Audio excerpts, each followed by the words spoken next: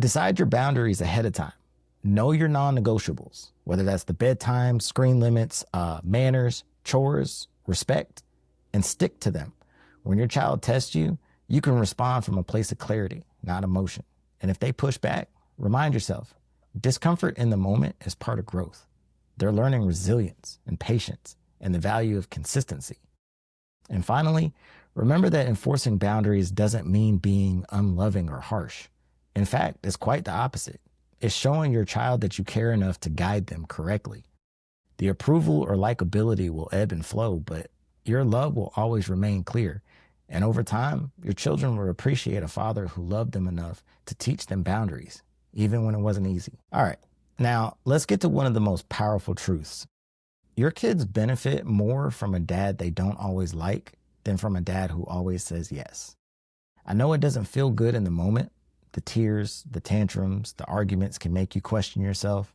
But hear me out. This is the work of lasting fatherhood. Children need lessons they don't always want to learn. They need guidance they don't always enjoy. And the moments when they resist, push back, or express dislike, those are the moments when growth is happening. Every no you set, every correction you give, every expectation that you hold, it's teaching them responsibility, patience, and the consequences of actions. So with my little one, boundaries look a little bit different, but they're still boundaries. Every time when it's time to wind down, take his bath, brush his teeth, bedtime. We start the same way, and that's with cleanup.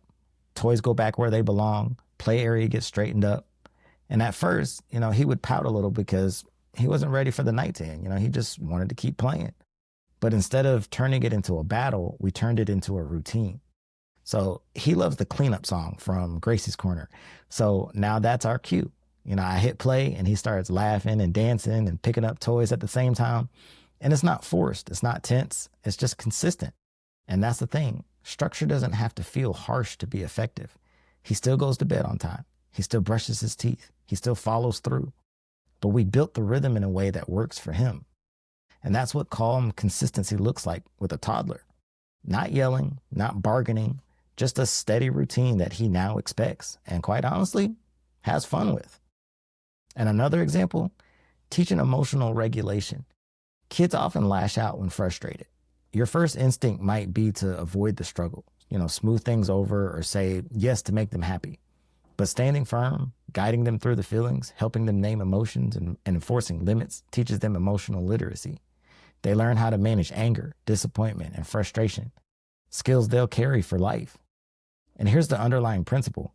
Temporary dislike equals long-term respect and growth. The dad who is always liked may feel good in the short term, but he's often not preparing his child for real-world challenges. The dad who isn't always liked is teaching responsibility, empathy, and resilience. And those are gifts far more valuable than approval.